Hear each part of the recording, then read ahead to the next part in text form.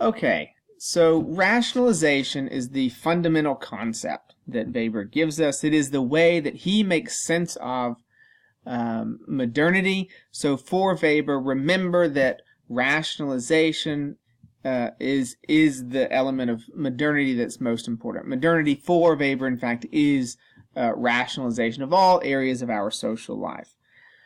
And the pinnacle of this, the sort of form of social organization that most represents rationalization, the most rationalized way to organize all of social life, is through the bureaucracy. And so the bureaucracy is going to be the form of social organization where we can most clearly see what rationalization is and how it has its effects. But to understand bureaucracy, we first need to understand Weber's discussion of power and authority, because it's within bureaucracy that a particular form of authority emerges, and we can really begin to see and unpack how it is that bureaucracies work and how they are sort of pinnacles of rationalization. So we're going to distinguish first between three basic concepts. And if you look at the beginning of Class, Status, and Party, you will see a particular definition and understanding of power that is critical to understand here. And Weber identifies at the outset of Class, Status, and Party power as the chance of a person or a number of persons to realize their own will even against the resistance of others. And this is the classic way that sociologists now talk about and understand what power is. The ability to do what you want to do and to realize your own objectives even if others try to stop you. That, for Weber, is the notion of power. And that's how most sociologists today typically at least start talking about power. But then he goes on in other work to talk about this notion of domination. And so domination then is a sort of outgrowth of his understanding of power. And by domination, Weber means the probability that a certain specific command will be obeyed by a given group of persons, right? So if power then is the ability to get what you want, even when others try to stop you, domination is the ability to have others actually obey what you're saying, right? And so domination is sort of synonymous with the obedience of others, right? Okay, so that's domination. We get to domination because we need to understand this concept to understand his conceptualization of authority, right? So if power is kind of like this sort of raw, just ability to make things happen even when others try to stop you, dominance implies some notion of obedience, right? It's having power over others by them obeying what you're saying. And authority is domination plus legitimacy. So it's having people obey and do what you tell them to do because they believe they should do what you tell them to do. And that's the legitimacy component, right? It's legitimate. And Weber talks about it as or another way to translate it as legitimate domination, right? You obey commands of others because you believe they should tell you what to do, and you should obey what they tell you to do, right? You believe at some level in the commands that are being given to you. Why distinguish between all of these? Well, it gets at the notion of Verstehen, right? Verstehen is understanding why it is that people are doing what they're doing from their own point of view. So distinguishing between these concepts gets at the heart of why individuals follow particular orders or why they might resist those orders, right?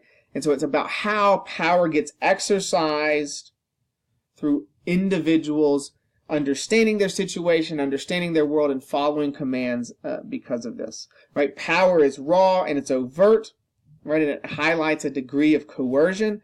Domination, on the other hand, accomplishes the same goal, but through voluntary compliance, right? And authority highlights that not only is it about voluntary compliance, but they believe in the legitimacy of those particular orders, right? Okay, so now that we have those concepts in mind, we can go through into understanding the different ways that Weber understands authority to be organized. And so we can begin to understand why people accept particular orders under different kinds of authority regimes. And so he's going to walk through, as he does, the ideal types of authority. And in a rationalized world, in the modern world, he argues that most authority rests on legal, rational foundations. That is to say, that people believe that those who are in authority believe in the rules and the rights of those who are elevated to positions of authority to issue rules and for us to follow their commands. So in this context, what Weber is saying is that basically we believe that there is a set of rules in place that tell us who's in charge, and because those rules are in place, we have to follow who is in charge. And not only that, but those who are in charge have a set of rules that govern how they can exercise their authority, and so long as they are within the limits of the legally sanctioned rules, we have to do what it is that they command. So you can think about that in your own workplaces where you're working. You follow what your manager says because you believe in the right of the manager to tell subordinates, to tell workers what it is they have to do while they're on the job. Right? We believe in this notion of a manager, of a managerial position, right? And we then believe that managers, by virtue of being managers, by virtue of being in those positions, have the right to tell us how to make sandwiches when we work at McDonald's, how to pour coffee at a Starbucks, when we can go to the restroom, when we can take our breaks, and so on, right? So that's how legal rational authority works. And he contrasts this with two other forms of authority. The first is charismatic authority, which really rests on the particular characters of an individual who's elevated to a position, right? We believe under charismatic authority that some individual has almost a supernatural power, right? And we devote ourselves to them because they have this particular character. This is exactly how cults work. People believe that the leader of the cult has sort of God-ordained or exemplary supernatural powers, and we must obey them because of who this person is. Right? So in this case, people are obeying the authority figure because of who that authority figure is believed to be and the supernatural or special qualities of them. And it doesn't have to be connected to any religiosity. We could see Hitler in the same vein. People believed he had not superpowers, but people believed that he had these special character and qualities about him, and they followed him on that account. And this can even have a positive quality. People followed Martin Luther King Jr. because they endowed him with a certain set of special powers or character, and this gave him kind of charismatic appeal. Obama and Trump are both talked about as having similar types of charismatic authority as well. You should see here that Weber treats this as an inherently unstable form of authority because once that person is gone, the authority collapses, right? And so for religions, for cults to become religions, they have to move into what he calls traditional authority, right? So this is the second form of authority that he talks about in contrast to legal rational authority. And this rests on some notion of tradition, some notion of the way that a particular body of people have always done things. This can be rituals, this can be customs, traditional beliefs, and authority rests on those traditional beliefs. So rulers are who they are because of the traditions that generate them as rulers. The divine right of kings, for example, could be seen in this vein. People obey, for example, the Pope because they believe in the traditions of the Catholic Church that grant that person the right, a special sort of relationship with God, in fact, and the right to issue dictates and commands over the Catholic Church. Okay, so these are the two sort of alternatives to legal rational authority, and again, I want you to sort of make those distinctions between them. They are particularly important because legal rational authority becomes the foundation of bureaucracy. All right, again, bureaucracy is the kind of pinnacle of rationalization, so you should understand legal rational authority as granting bureaucracy what it is and sort of generating particular lines of authority and so forth inside of bureaucracy. You should read through and understand the ideal type that Weber gives us of bureaucracy. He lays this out very clearly in the reading on bureaucracy that you have for this week. And as well, you can go into the text and pull out their particular, the elements of that. Remember, an ideal type is a set of specific elements that run together to make the sort of ideal, typical form of this social organization. So these are the kind of ideal types, the elements of bureaucracy that we can pull out of Weber's text.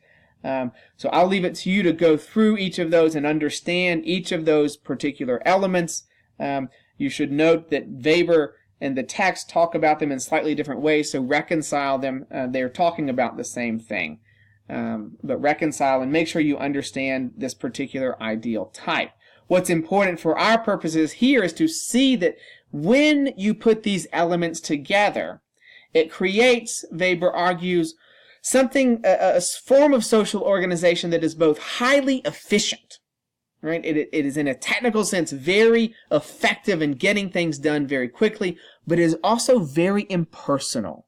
And Weber sees these two components making up bureaucracy, and he sees them as kind of two sides of the same coin, and one of them being positive and negative. So it's very efficient in what it can accomplish, but it's very impersonal. And so I'm showing you some of these images again from George Tooker's paintings that really highlight the impersonality of bureaucracy. You don't know who the people are. You don't have any relationships when you call up and talk to someone at AT&T or at your local government agency, right? You don't know those people. You don't have relationships, and you're almost in this impersonal relationship with them, right? And importantly as well, he sees this as leading to a real clear focus on rules to achieve technical efficiency. And this actually, I think, highlights for us the real sort of ambivalentness that Weber actually felt, the ambivalence that Weber felt about this new form of social organization. So he sees a real positive in its technical superiority. It can organize mass groups of people together and get things done very effectively and efficiently, but individuality becomes lost. We're sort of become slaves to these rules that are impersonal, that we don't control, but that control us. We have no sort of wiggle room inside of the bureaucracy. We become basically slaves to the rules, and in this way he talks about us as becoming disenchanted. In some way it's robbing us of our humanity. It destroys traditional bonds of affiliation. It destroys community. It destroys social relations, and it destroys in some ways mystery and magic that pre-modern societies saw in the world. And it leads to what Weber talks about as the iron cage. So read about the iron cage, and I want you to think about these things in this ambivalence and what it means to live in a world that is as rationalized as Weber talks about it. What does it mean for our whole world to be bound up with these bureaucratic characteristics? Right? Okay, let me know if you have any questions. We'll talk later.